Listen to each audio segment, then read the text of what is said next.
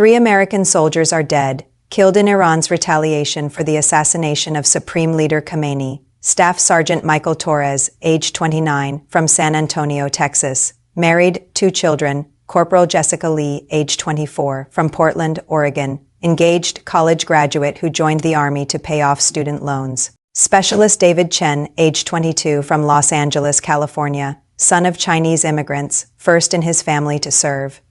All 3 were stationed at Al-Assad Air Base in Iraq. All 3 were killed when Iranian ballistic missiles hit the base early this morning. Direct hit on their barracks. They died instantly.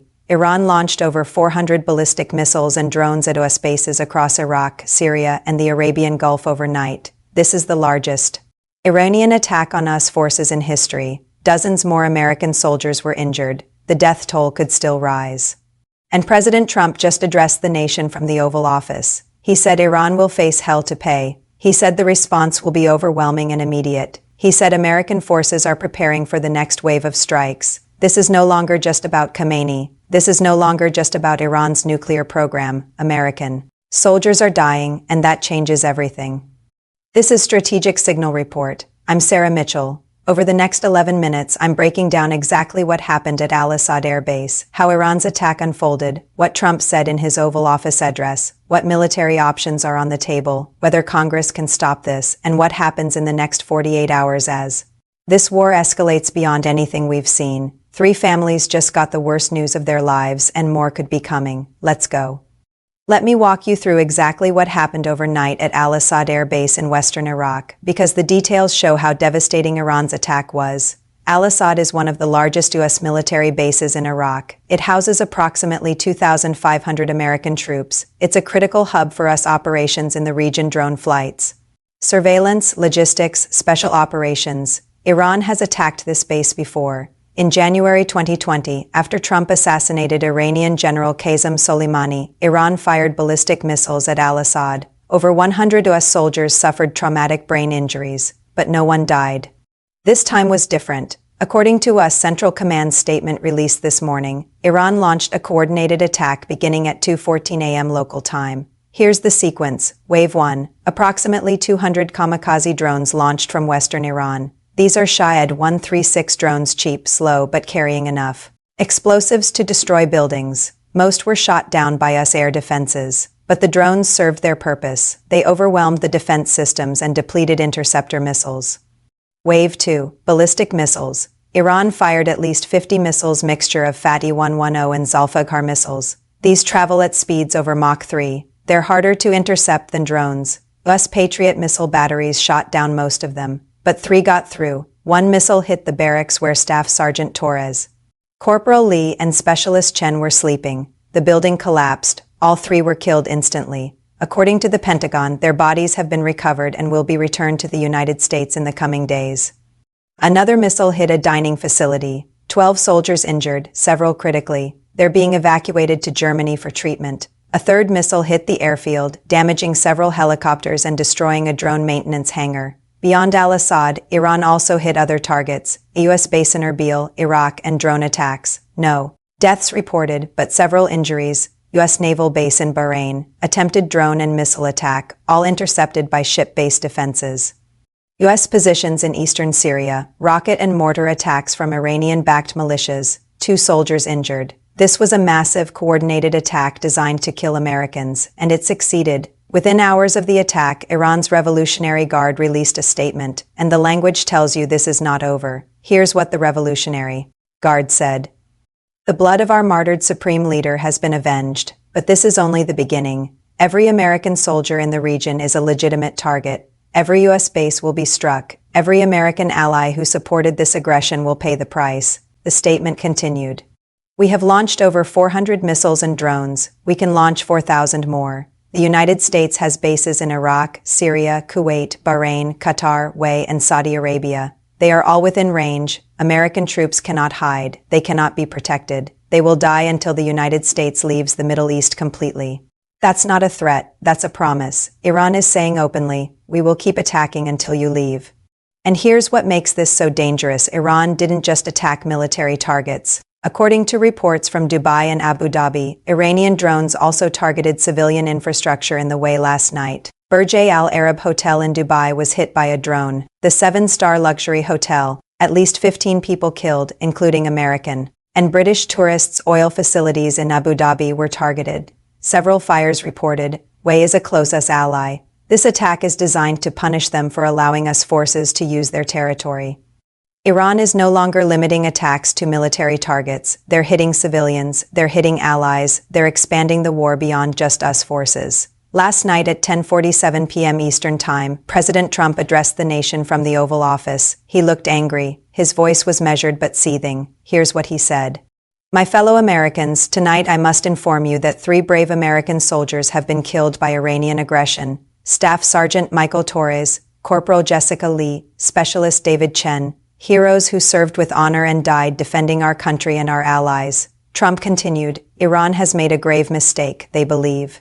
They can kill Americans without consequences. They believe they can attack our bases and murder our soldiers and we will accept it. They are wrong. Then Trump said this, I have authorized our military commanders to respond with overwhelming force. Iran will face hell to pay, and I mean that literally, hell to pay. The strikes that killed Khamenei were just the beginning. What comes next will be far more devastating. Iran's military will be destroyed. Their oil infrastructure will be destroyed. Their ability to wage war will be eliminated. Trump also issued this warning to Iran's new leadership. Whoever takes control of Iran now has a choice. Surrender, agree to complete disarmament, stop funding terrorism, or face total destruction. Those are the only 2 options. There is no third path. And then Trump said something that shocked military analysts. I am not seeking regime change through negotiation or diplomacy. I am seeking regime change through military victory. The Islamic Republic of Iran will fall. The Iranian people will be free, and it will happen soon. That's extraordinary language. That's not we'll strike nuclear facilities and then negotiate. That's we will destroy your government. Trump is not backing down. He's escalating. So what does overwhelming force actually mean? What military options are on Trump's desk right now? According to reporting from the New York Times, the Washington Post, and NBC News, military planners have presented Trump with 4 options. Option 1, massive air campaign. Hundreds of airstrikes over several days targeting everything Iran used in last night's attack. Missile launch sites, drone production facilities, Revolutionary Guard bases, command centers. This is sustained bombardment designed to degrade Iran's ability to launch more attacks. This is the most likely option. It's aggressive but not an invasion. It can be executed quickly. Option 2, decapitation strikes targeting new Iranian leadership. Whoever is currently running Iran, whether it's General Salami or an interim supreme leader, becomes the next target. US intelligence tracks their movements. Special operations forces or drone strikes take them out. You keep killing leaders until someone agrees to surrender. This is risky because it could create an endless cycle. Every new leader gets killed. Iran becomes ungovernable, but Trump seems willing to try it. Option 3, destroy Iran's oil infrastructure. Iran exports about 2 million barrels of oil per day. That's their main source of revenue. Strike the oil refineries, the export terminals, the pipelines, cripple Iran's economy completely, force them to surrender because they can't pay their military or feed their people. The problem, oil prices would skyrocket globally, $200 plus per barrel. That crashes the world economy. But Trump might accept that cost if it means defeating Iran. Option 4, limited ground invasion. Not a full Iraq war-style invasion of the whole country, but a targeted ground operation to seize key border areas in western Iran, establish a buffer zone, cut off Iran's access to Iraq and Syria, prevent them from resupplying Hezbollah and other proxies. This would require sending thousands of troops. Congress would almost certainly oppose it. But Trump could do it under war powers authority and dare Congress to stop him. All 4 options are being actively planned. Trump will likely choose some combination. Massive airstrikes plus decapitation strikes or airstrikes plus limited ground operation. The Pentagon is ready. Forces are in position. The question is not capability. The question is political. Will both Trump's and Congress's? Here's where the domestic political battle is heating up. Congress is trying to stop Trump from expanding the war, but they might not have the votes.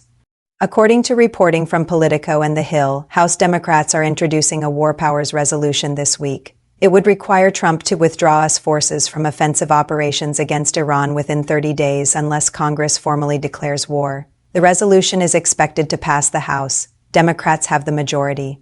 Most Democrats oppose the war. Even some Republicans are nervous about how far this is going. But here's the problem. War powers resolutions are non-binding. Presidents have historically ignored them. Trump could simply veto it, and to override a veto, you need 2/3 of both chambers, 67 senators and 290 House members. Democrats don't have those numbers. Some Republicans will vote with them, but not enough. So Congress can complain, Congress can hold hearings, Congress can pass symbolic resolutions, but they probably can't force Trump to stop.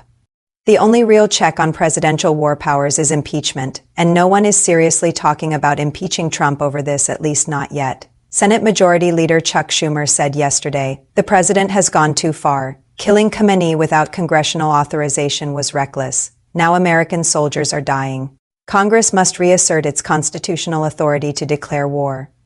But Senator Lindsey Graham, a Trump ally, said, "Iran killed 3 Americans. The president has every right to retaliate. In fact, he has a duty to retaliate. Congress should support him, not undermine him. So we're heading toward a constitutional crisis. Trump is waging war. Congress is trying to stop him, and neither side is backing down. Let me bring this back to the human cost, because 3 families are grieving right now.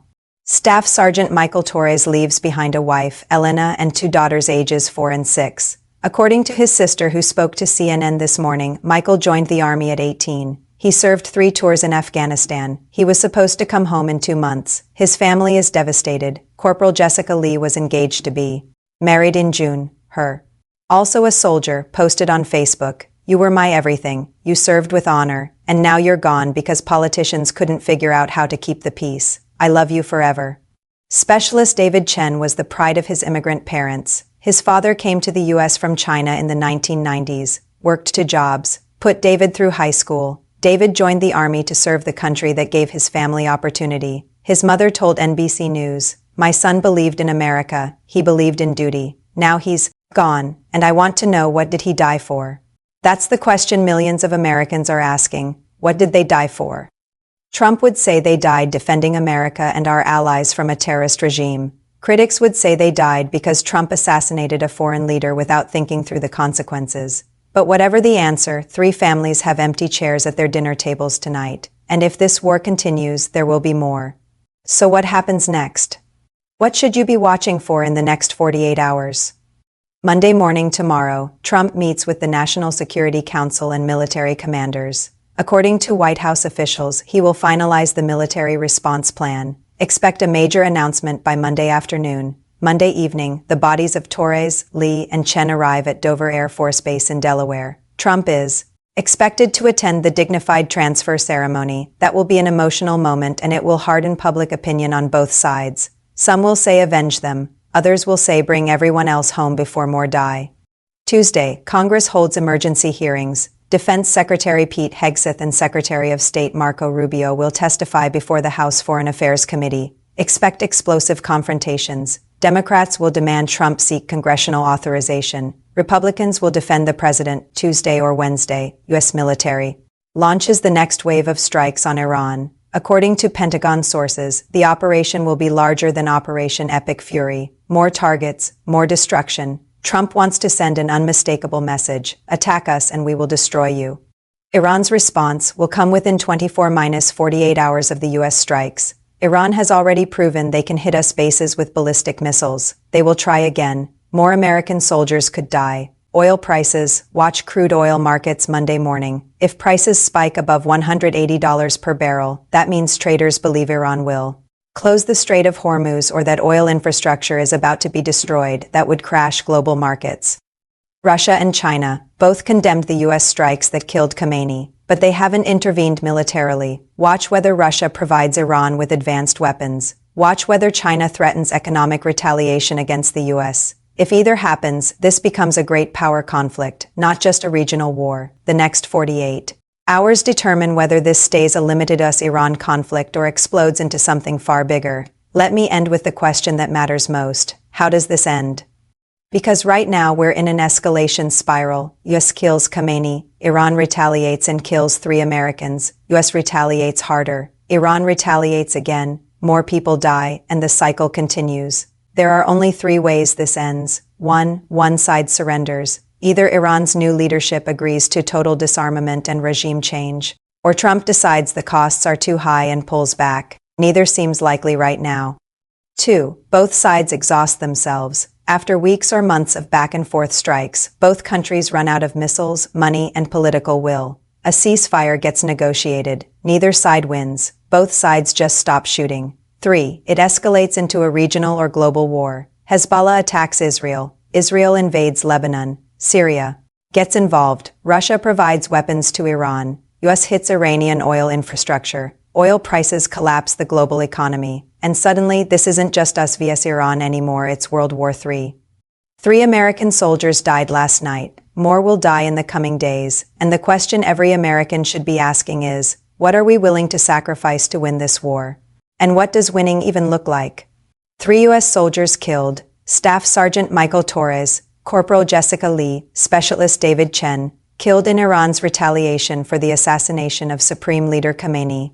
Trump says Iran will face hell to pay. He's authorized overwhelming force. More strikes are coming this week. Congress is trying to stop him but probably can't, and Iran has promised to keep attacking until the U.S. leaves the Middle East. This is not ending soon. This is escalating, and more families will get devastating news in the days ahead. What do you think?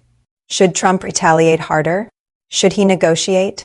Should Congress force him to stop? Drop your honest take in the comments. Subscribe to Strategic Signal Report for continuous updates as this war unfolds. 3 families are grieving tonight, and more could join them tomorrow. For Strategic Signal Report, I'm Sarah Mitchell. Remember their names: Michael Torres, Jessica Lee, David Chen, American heroes. May they rest in peace. We'll see you in the next briefing.